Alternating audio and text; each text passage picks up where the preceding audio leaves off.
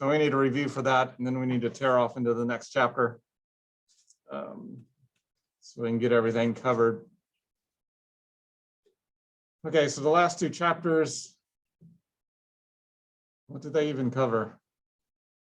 Vmotion was one thing, right? Editing the virtual machine settings. So let's see, let me double check, make sure. It should say, yeah, we're recording onto this computer.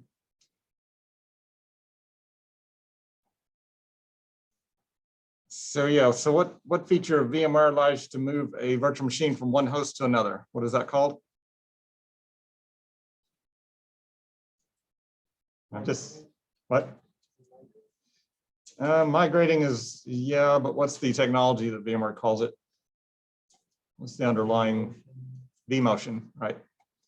So vMotion is the technology that's used to migrate machines from one host to another.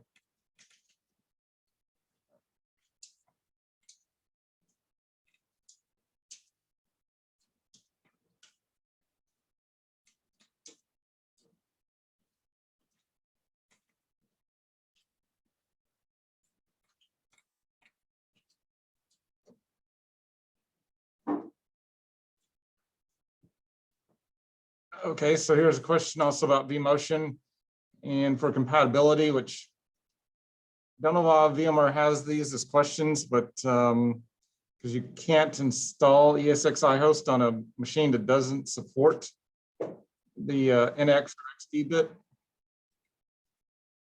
So the NX or XD bit is the non-execute or execute bit disabled, depending on if you're an Intel or AMD. It's the same circuitry, but NX or XD. And if for some reason one host doesn't have it and the other one does, how can you migrate? You can mask it off per virtual machine.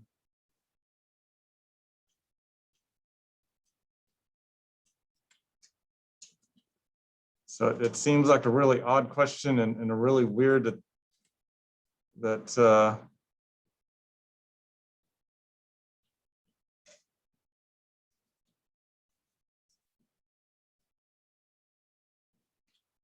I think it's under VM options.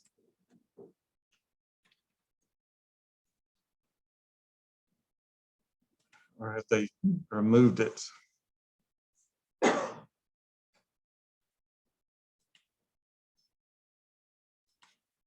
So I'm checking here. Have they removed that from this version?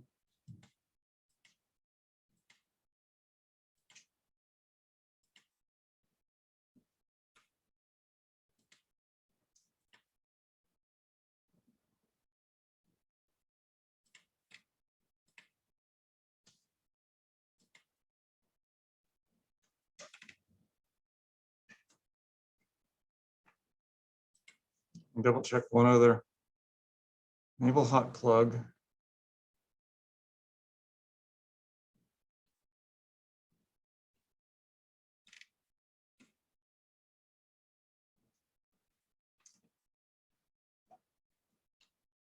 Cool. I think they actually finally removed that. I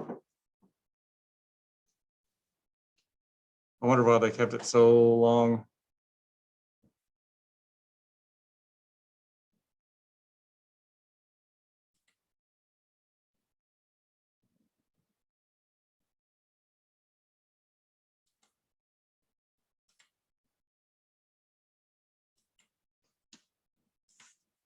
Yep, I'm going to delete that question.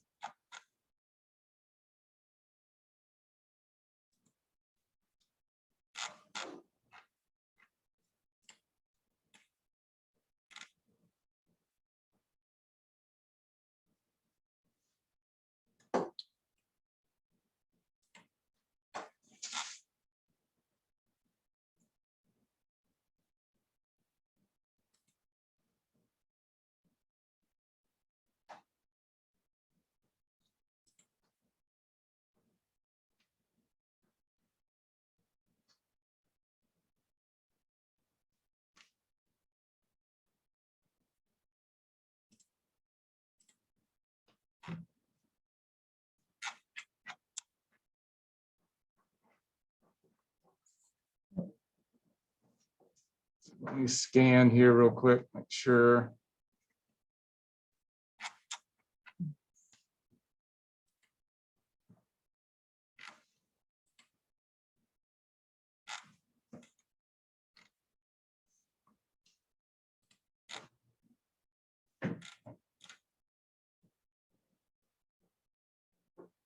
Is they mowing again? Or blowing?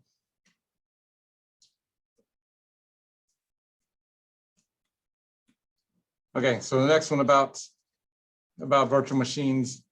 What are the benefits of using clones?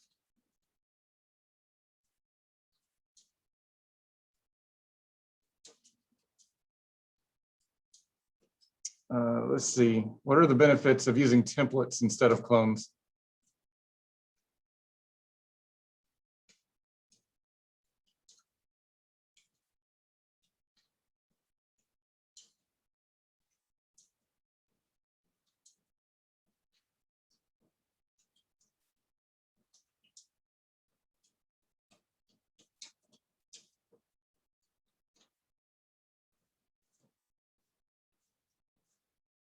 Anybody know? With a template, you've got your basic setup and it's not identical, but if you need to test applications on the same set of software, you could without having to set each one up individually. Yeah, so the benefit of your template is the base image can't be modified directly. You always get the same setup. You don't get that if you're using a clone, because a clone is meaning you're cloning a live machine that's constantly changing. So your base image is consistent is one benefit. And another benefit that you have is the template's going to take less disk space. And the reason it takes less disk space is it doesn't have the VSWAP file because it's a template. It can't be started. So none of the extra files and log files and stuff that are associated with the running machine are created. So there's your two benefits: less disk space, and the base image is always a standard image. It can't be modified. Not directly anyway. You can convert it and modify it, but it's something that you have to work on, and it's not something that you can do just directly.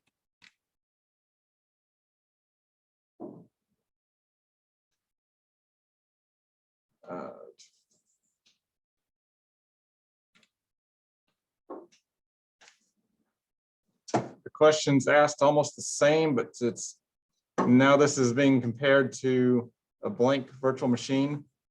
So what are benefits of using a template versus a blank virtual machine?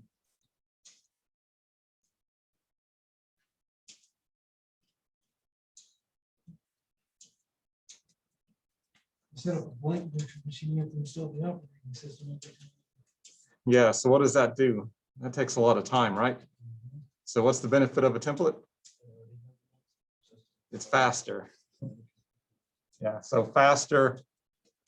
And Sean was already saying the other one, which almost the same thing as cloning. The standard, you got standard base image. You're always getting a consistent.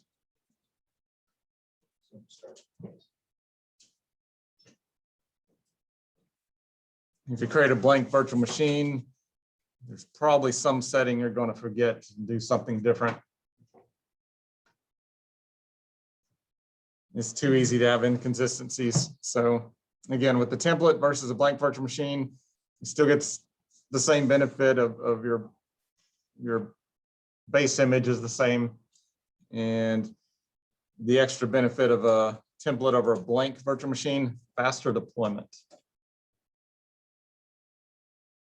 You don't really have a faster deployment on cloning versus using a template, but this question is talking about a blank VM versus a template.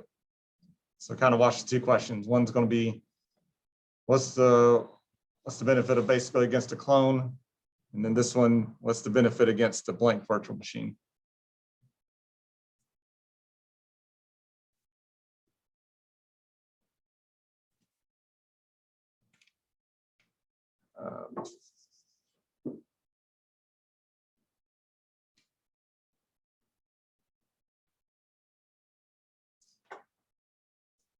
In the advanced boot options of a virtual machine,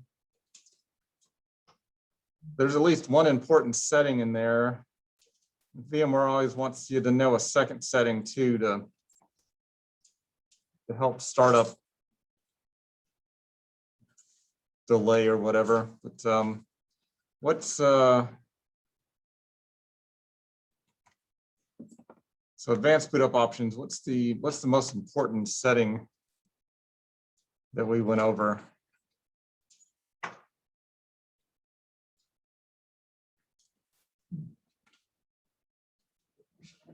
Would you repeat that question, please? So this one is the important options under the boot up options.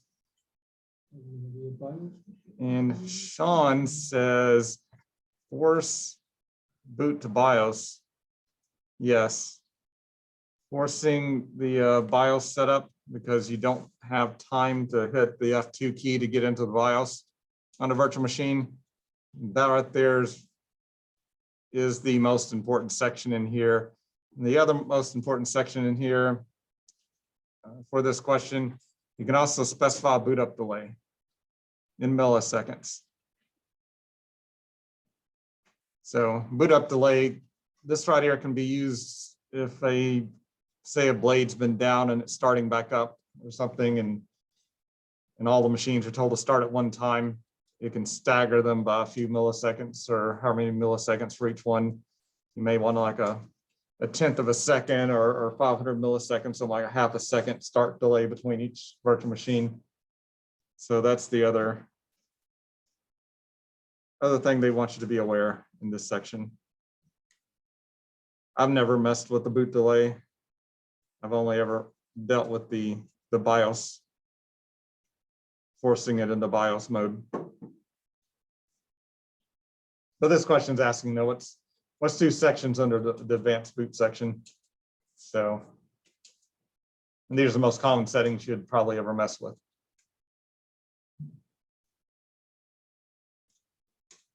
So boot delay in milliseconds and force BIOS setup.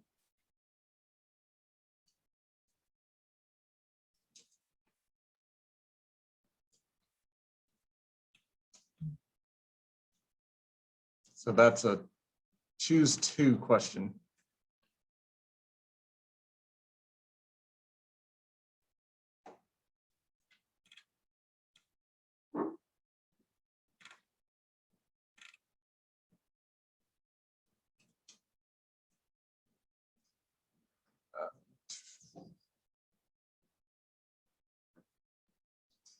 When we set up vMotion, we also enabled jumbo frames. Jumbo frames is also used for our Iscsi section. So this question is all about jumbo frames. This is asking what two components do you have to configure to enable jumbo frames? At least on the VMware side anyway. I mean, you have to configure stuff outside of VMware, but as far as VMware's configuration, what are the two items you must configure jumbo frames on before it'll work?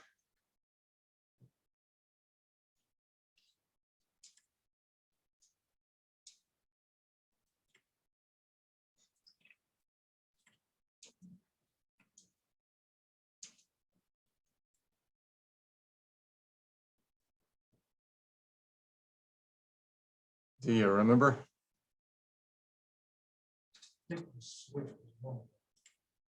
The switch was one of them. And the VM kernel port was the other one. So there's the 9000. There's the VM kernel port 9000. The VM kernel port's the one that has the IP address on it. It's not a port group, but it's a VM kernel port. And the actual switch itself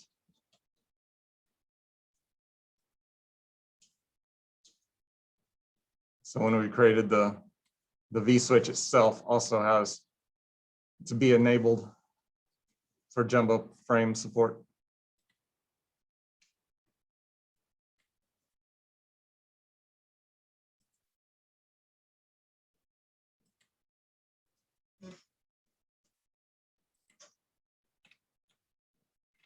So it's kind of like thinking of a Cisco switch. You have to go into like your global config interface, enable something globally, and then you got to go to an interface and enable jumbo frames on that interface.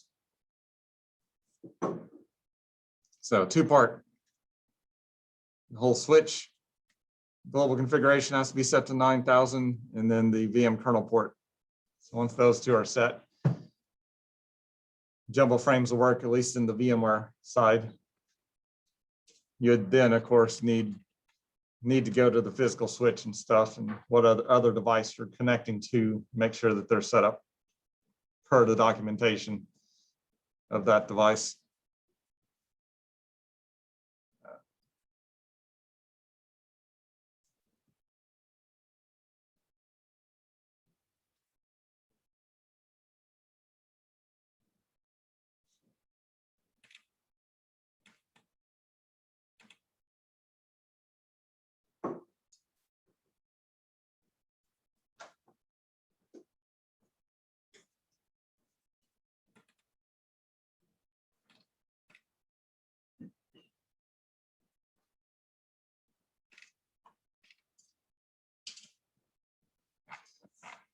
Most of the rest of this test is going to be over storage, but I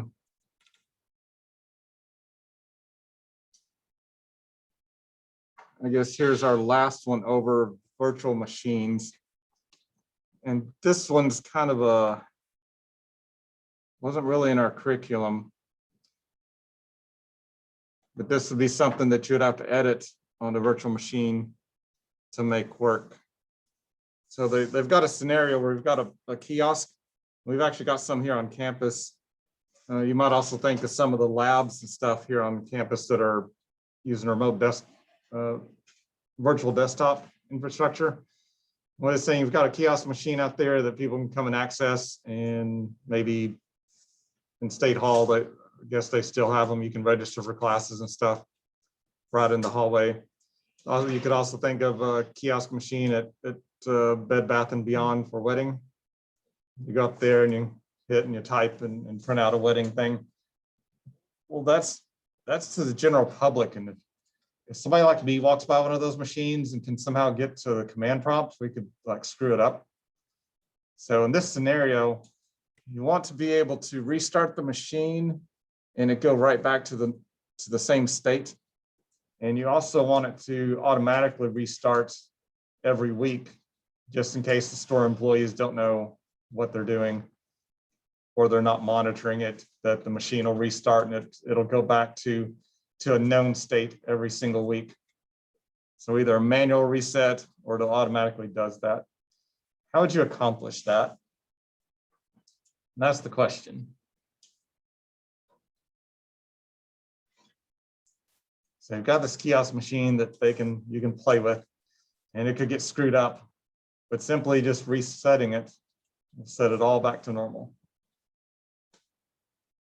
Or it automatically reboots. Well, the automatic reboot thing is pretty simple. You schedule a restart. You can actually do a scheduled task in VMware, tell it to restart a virtual machine at a certain day, certain time. So that part's easy. There's a scheduler that you can do. The other part,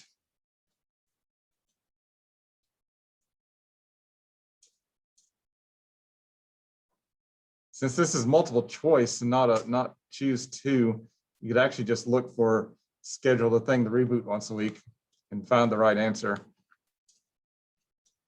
But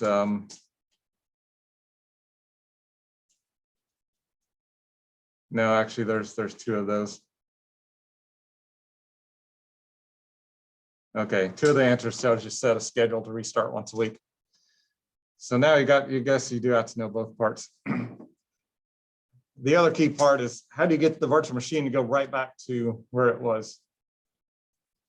And you might think of things like snapshots. I think we played with snapshots, didn't we? Snapshots is not the solution for this one, because that would be a manual intervention. A restart won't revert to snapshot. So that doesn't work in this situation. But there is a method that you can go in your edit machine and you can modify the hard disk. And there's a disk mode right here. By default, it's set at dependent. But you can set it in two other modes. You could set it as an independent persistent or independent non-persistent. So just knowing the English language, hopefully, which one of those would you choose to make it go back to the way it was?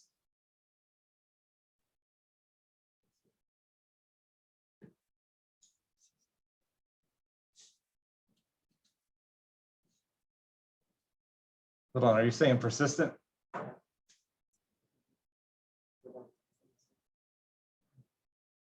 So persistent means anything that's,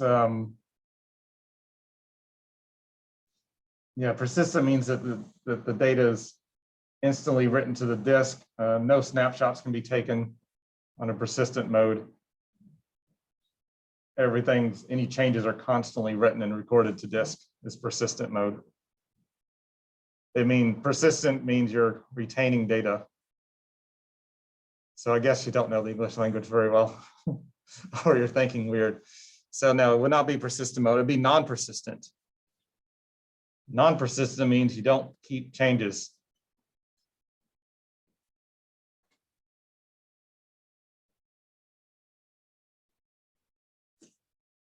So if you install an operating system and you get all of the settings in this kiosk mode to automatically start the touch screen and the registry, the wedding registry or whatever it is up on the screen, then you'd come in here, shut the virtual machine down, and you set the disk up to non-persistent.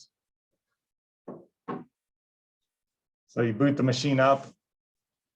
Any changes that the operating system is making to the hard drive is not being recorded actually to the hard drive. It's being written out to the Delta file or out to RAM.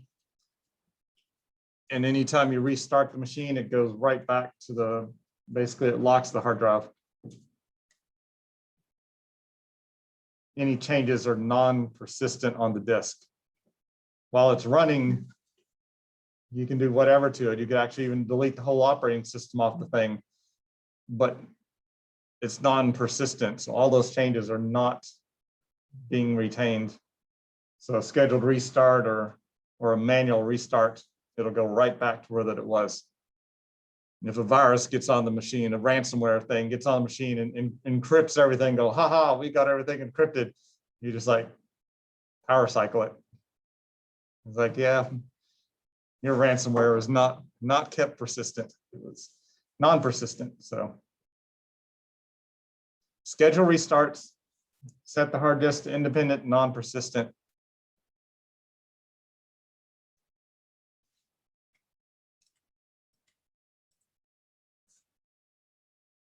Will solve your kiosk scenario.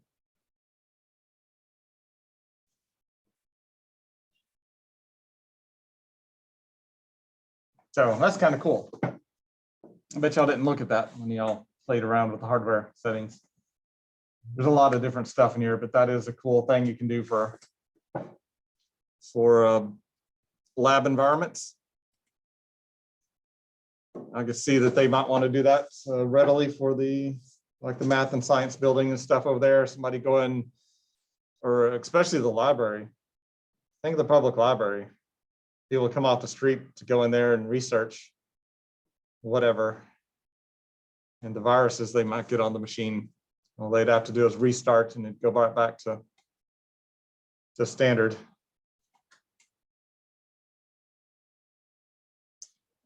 Really cool.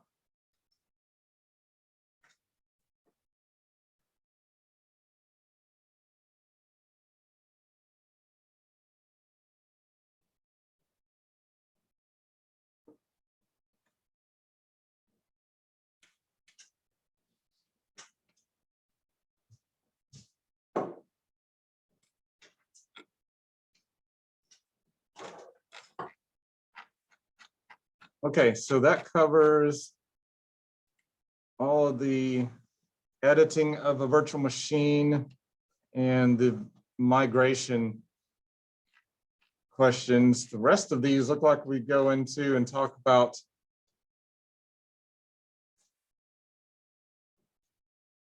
the VMFS data stores. So everything about storage.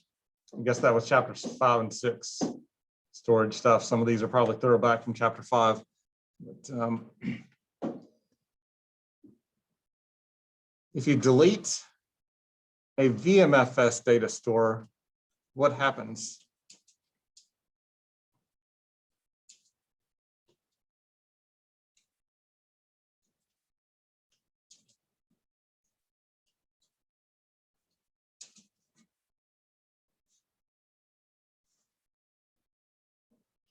What's the ramifications of deleting one of the VMFS data stores?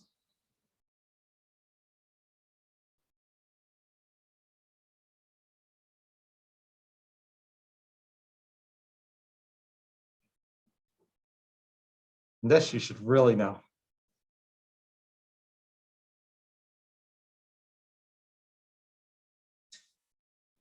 Because you really want to be sure if you don't want to accidentally delete something. So what happened, Sean?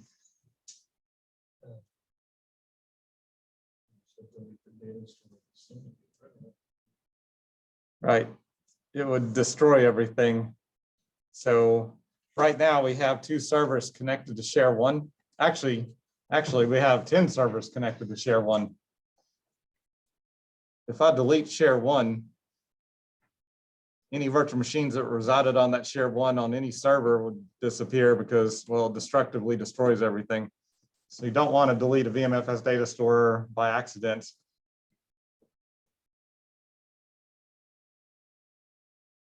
That question is in there as a concept question.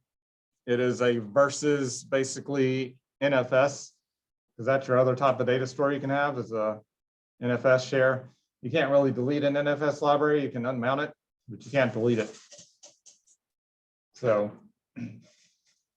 you can unmount a data store now from a single host. And then there's the delete at the bottom. I don't even want to really put my mouse over it. I don't want to delete everybody's VMs because our Active Directory domain controller is on one of them. Would not want to lose csnt.edu. That would suck.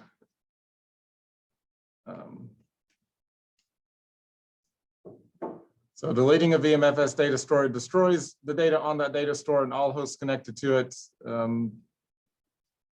lose connectivity.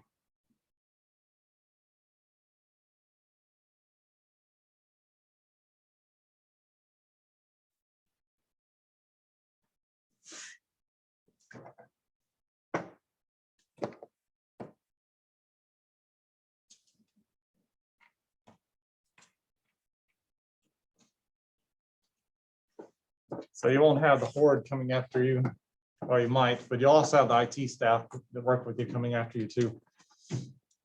You will have nobody to support you if you delete the wrong data store. They'll all be angry.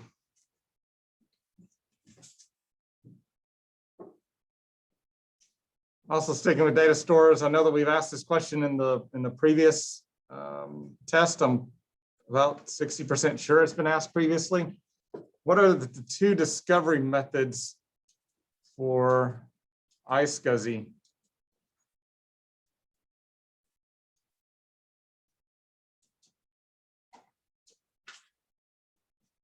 What are the 2 discovery methods for Iscsi?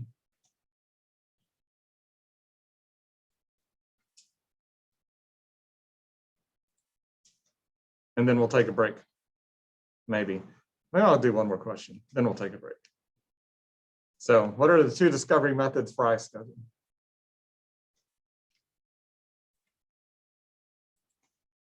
Anybody remember? Anybody going in and looking for Iscsi? I'm trying to figure out the discovery methods.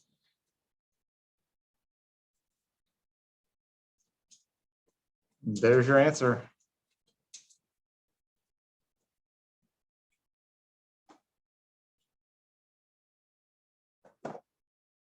Static and dynamic if you can't read.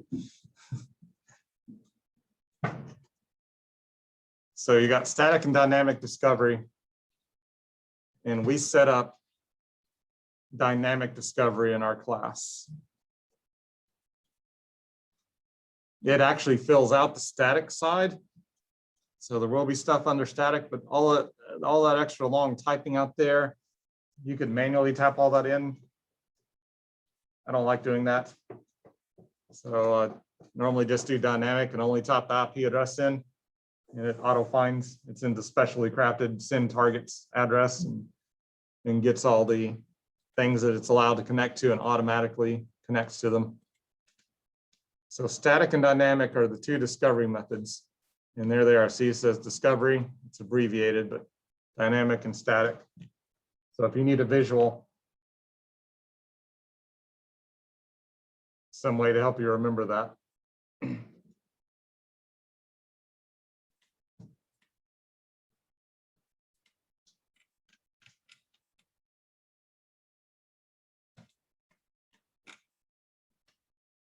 And one more question before we do break. Do you know what is an extent? Do you know what an extent is? And if you know what it is, what can you add it to?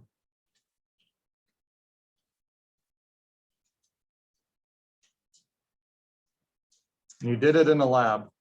You added an extent to something and doubled its size.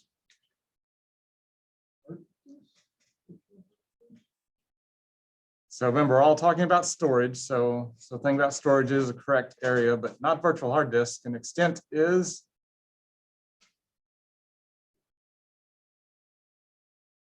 free unallocated storage somewhere, meaning unpartitioned storage. So if you remember, you had a lab and you had the 20 gig LUNs that you messed with, and you doubled the size of a data store by adding, I think you had to go in and delete one of the data stores, and then you took that free space and added it to the existing or the first one that you had created. So yes, an extent is unpartitioned, unused space. And what can you add it to? You can add it to an existing VMFS data store. So if you can remember yourself doing that lab, you had a 20 gig, your name dash VMFS or whatever I think you created. And then when you added the extend, it went from 20 gig to 40 gig in total size. It was the lab that you also, I think, originally formatted one at 17 gig, and then you told it to expand the data store to take up the full 20. And then you created the second one, then you deleted one, then you said, okay, take this free space I just deleted and add it to the first one and double the size. So this isn't part of the question, but you can add up to 32 extents together with a maximum of 64 terabytes. That was in the reading of the part. If you're ever reading a question, how many hard drives can you link together? Basically is what an extent, it's a LUN or something, whether it's Microsoft, Novell, Linux. Well, Linux might be able to do some weird stuff, but Microsoft, VMware, and anything I've ever read, 32 drives are the max that you can link together, software-wise.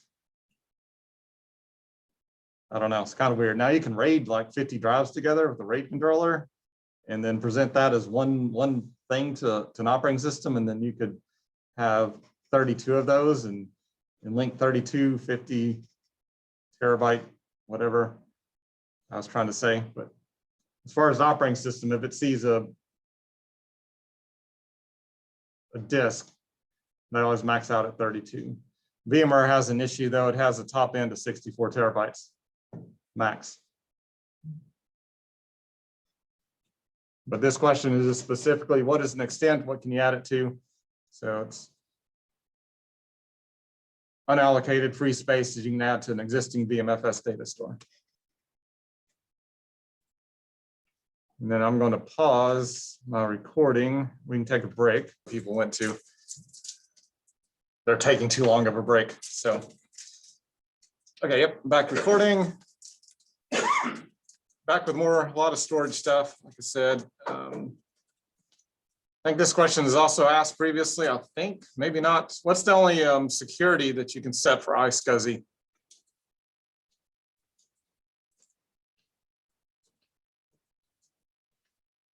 Pretty sure I remember somebody answering this.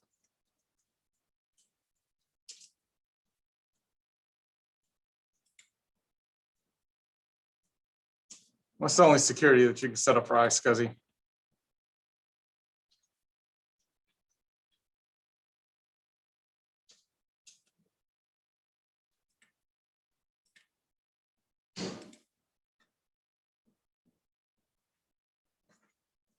Anybody?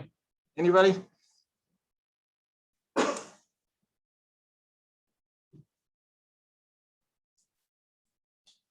What type of security is that, Sean?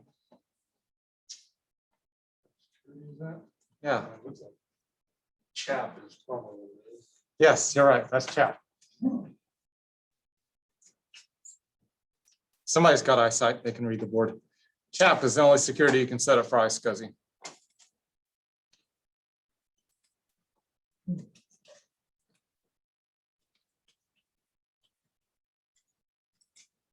Y'all didn't see anything else there, did you? No other test, CHAP, right? Yep.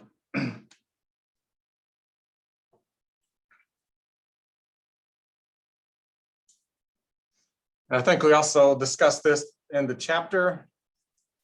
Maybe not have the question over it yet, but what happens if you turn CHAP off only on one side?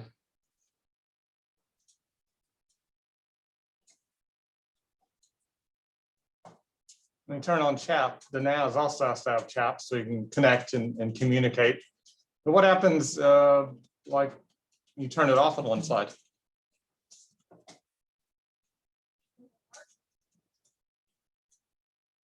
So you know this has to be a trick question.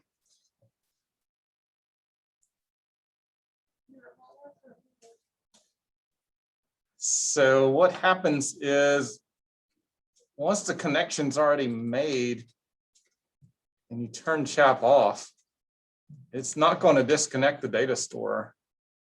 It's going to remain connected until one device is rebooted.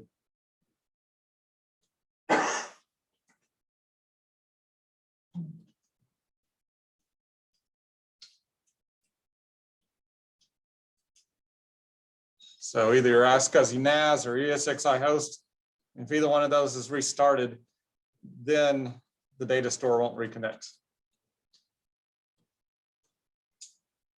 Why is that a question? Because that's something they probably called in the help desk one time. They lost their data storage after a power outage, and they probably had a VMware engineer fly in and investigate everything and find out that, oh, they've got CHAP turned on here, but they don't have CHAP turned on over here. And they got to realizing that, oh yeah, the admin that quit his job 6 months ago turned CHAP off when he left.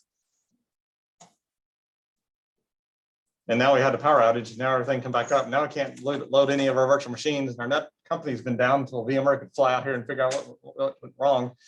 I can just see that in my head. That's why they wrote this question. Because that is very, very troublesome in that you turn something off and everything still functions perfectly fine until one of the devices is restarted.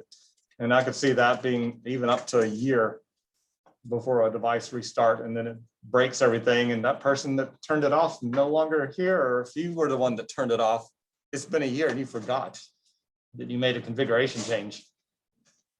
Because I mean, you know, we may have hit a raccoon over spring break. like Talon did, and then just forget what you did. He chatted that, so I had to bring that out, but yeah, so that's why the question is there. If you disable chat on one side, nothing happens until a restart is done. And that's a big, big need to know issue. Because it can be months before you restart something and realize, oh, that change broke everything. So to fix it, you'd have to turn off chat on both sides or re-enable chat. One of the two.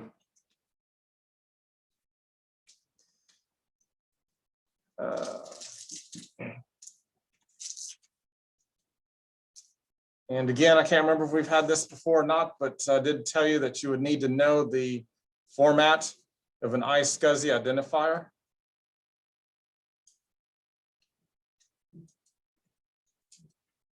What is the format of an Iscsi identifier? It comes in 4 parts. What does it start with?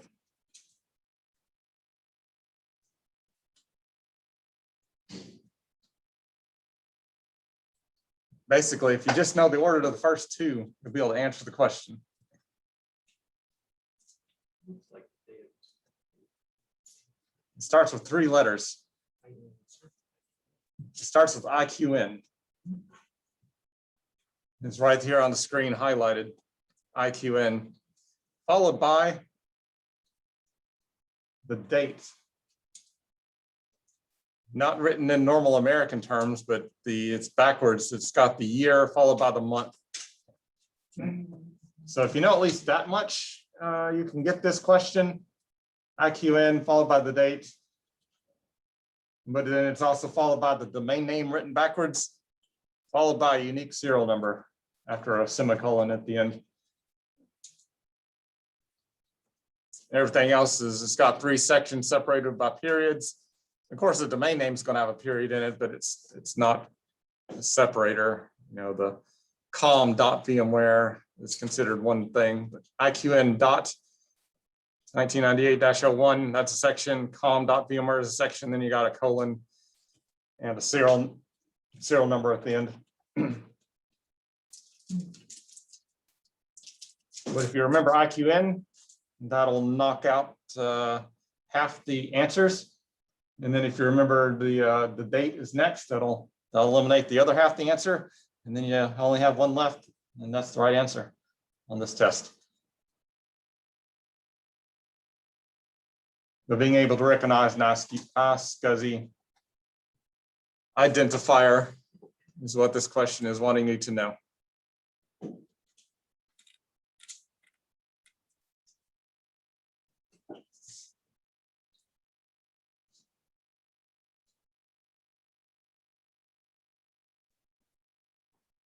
Another one that I know I've talked about, but you know, spring break happened. You know, didn't do anything, or else y'all partied so much you can't remember what happened. Looking at this class, I doubt that happened. So there's going to be blogs on Mr. Goodman made fun of us in class. Bad ratings. Okay. A LUN. If a new LUN is created if I go into the QNAP system and I create a new LUN, when will it show up on our ESX host?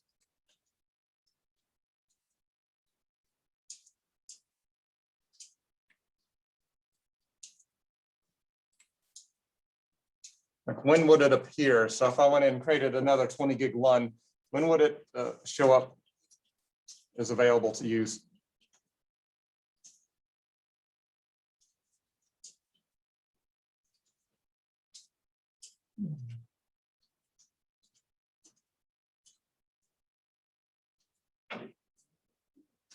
Is it instant? Does it scan ever so often, or is there something you have to manually do? That's good thinking.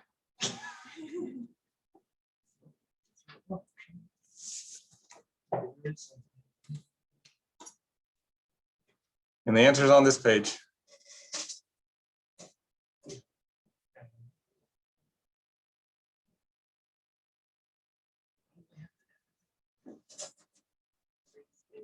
A rescan operation must be clicked by the administrator before a new LUN can be discovered. Even if you have dynamic discovery on or static discovery, new LUNs created on the NAS are not found unless the rescan. There's a specially crafted frame or packet that's sent called send targets packet that is only sent whenever you click the rescan operation. There's no automatic timing or anything to query the NAS. Probably the thinking behind that is they want every single packet to be dealt with reading and writing data to the virtual machines, and they don't want to waste any communication randomly scanning for new stuff when that doesn't happen very often. So they made it a manual process. You must do a rescan operation before a new LUN will be found. I don't even think a reboot will do you have to click rescan. That's the only time the send targets is generated, is when you click rescan. So that is definitely a need to know for Iscsi. You ask for something new from the EMC administrator, and you're waiting for it to show up. And he's like, I got it created, and you can't find it because you forgot to click rescan.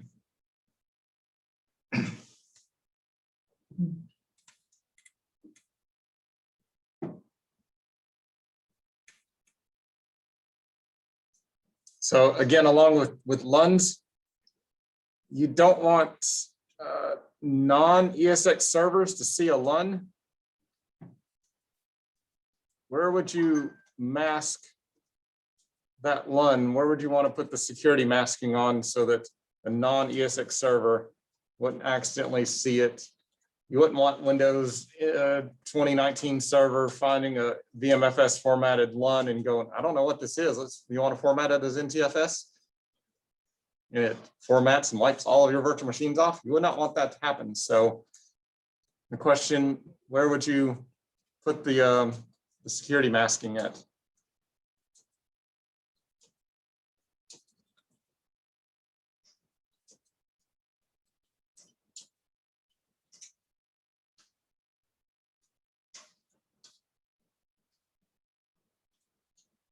And there's three places you can put masking on: the host, the switch is actually zoning, or the NAS itself.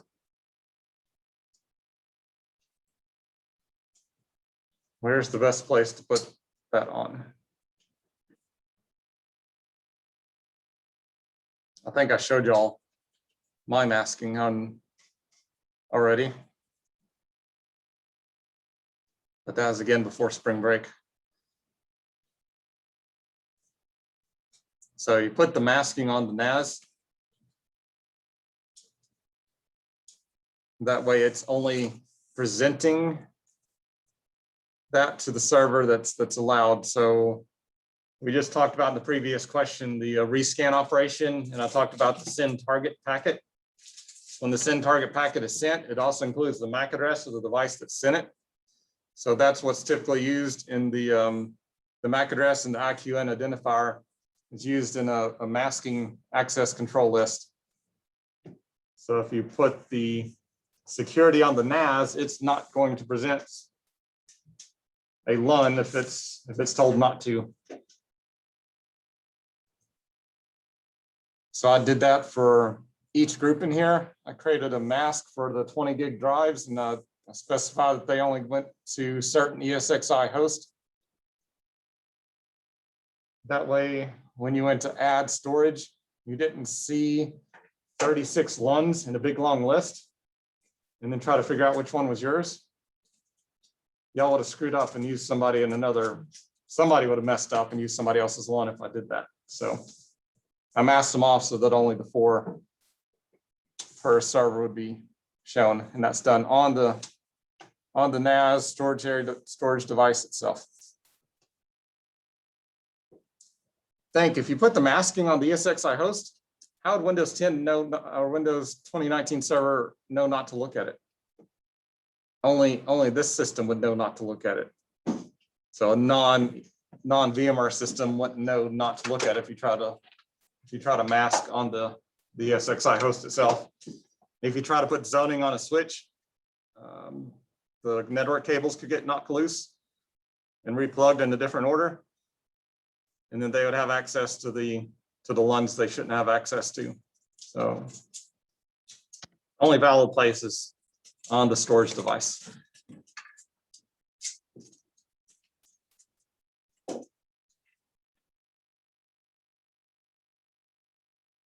So point of service is where you put the security on.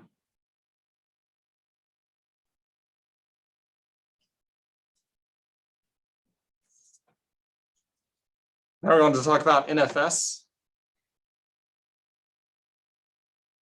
You probably have this in your notes already, because I've seen y'all type stuff down or pretend to type stuff down when I told you it was going to be on a test a couple of weeks ago. What are the 3 pieces of information you need to connect to an NFS share?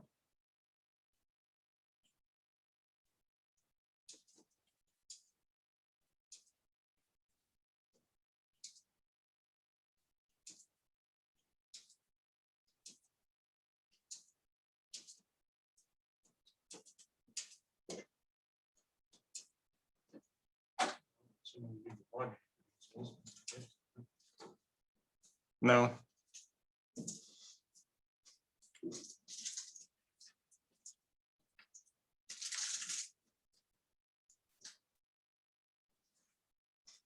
So if you remember from your notes and from seeing this dialog box here, you need to know what you're going to name the data store. You got to type something in there, or at least make something up. But the data store name has to be filled out. The shared folder path. And the 3rd piece of information is either the name or IP address of the server.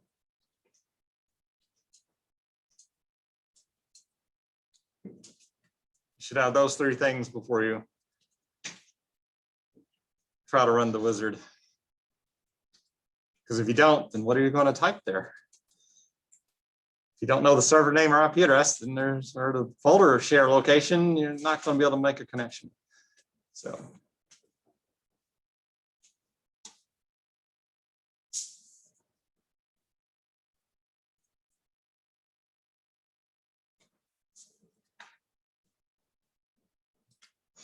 Before you even attempt to run this dialog box, and even if you know this information here, before that you can connect to an NFS library or an NFS share, what must you configure on your host?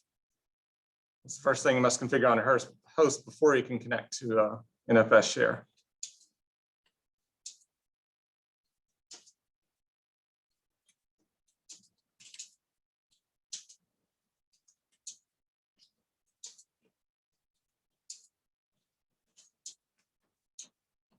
And what must you have configured on the ESXi host is a VM kernel port that can reach the network of the NFS server.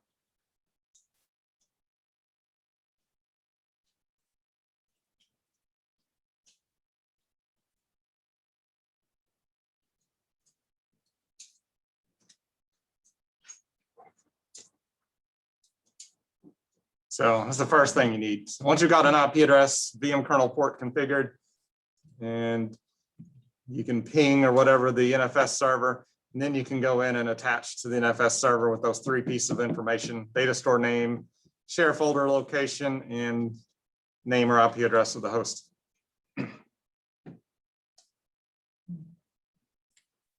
Now, without a VM kernel port, there's no IP. There's no way that VMware can communicate. VM kernel ports are ESXi's host way of communicating with the outside world.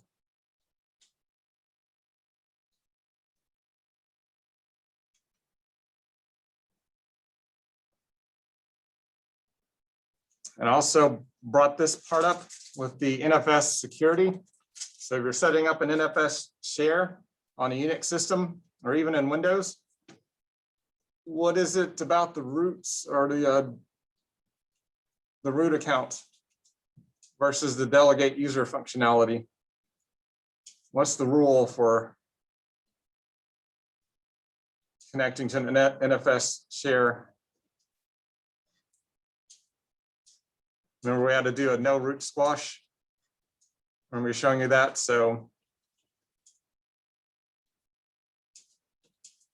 if you try to connect to an NFS share using non-root credentials, meaning you set the NFS server up as default and it's running as the nobody user, it's not supported. You're not going to connect. So that's a question because that is the default for all NFS servers, is to run as the nobody user or an NFS user or something like that that's low privileged. So you have to go in and modify the configuration, whether it's on Windows server, Unix server, whatever, and enable the full root access. So questions asking is what's true about the delegate user functionality when running an NFS server using non-root credentials? And the answer is not supported by VMware.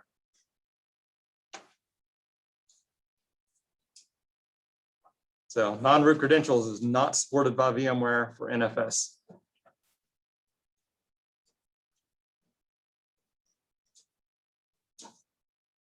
And it's pretty easy. In Linux, you just find the configuration file and put no_root_squash. Read the documentation just to be sure on that. Add that to the configuration line. Restart the NFS server, and VMware should be able to make a connection to it.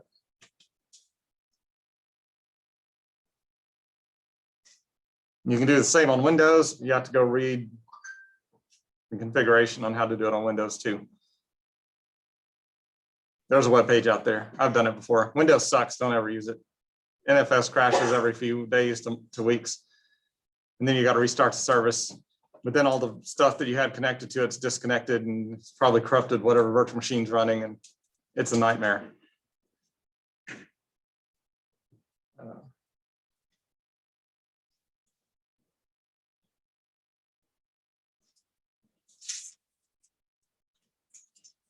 So NFS has some shared storage capability. What can you do with the, what's true about the shared storage capability of NFS?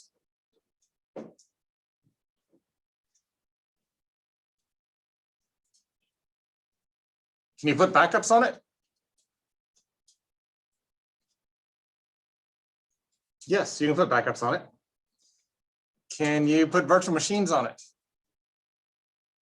Yes, you can put virtual machines on it.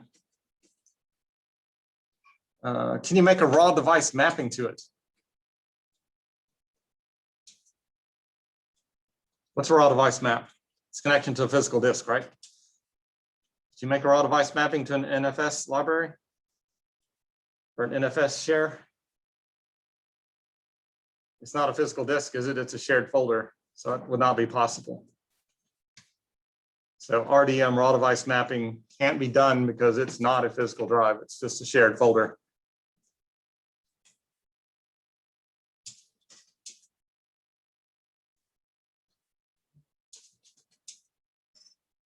Can you run virtual machines running Microsoft Cluster Service, MSCS, on it?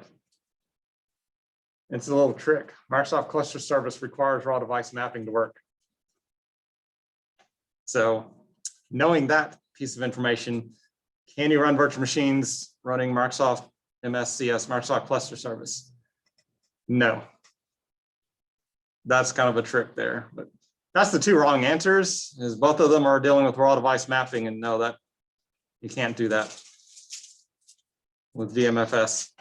It can do about everything else except for something that would require raw device mapping. You can't boot ESXi host off of it. That requires raw device map. You can't raw device map to it, and you can't run cluster service. Probably a Linux Beowulf cluster probably also requires raw device mapping, so that wouldn't work either. All stems back to raw device mapping because it's not a raw device. It is a shared folder. You can't connect to it. You can't format it. You don't have control of the file system. But everything else, normal virtual machines can run on it. You can throw backups on it, ISO files. It can act similar to a VMFS data store. That was the last question.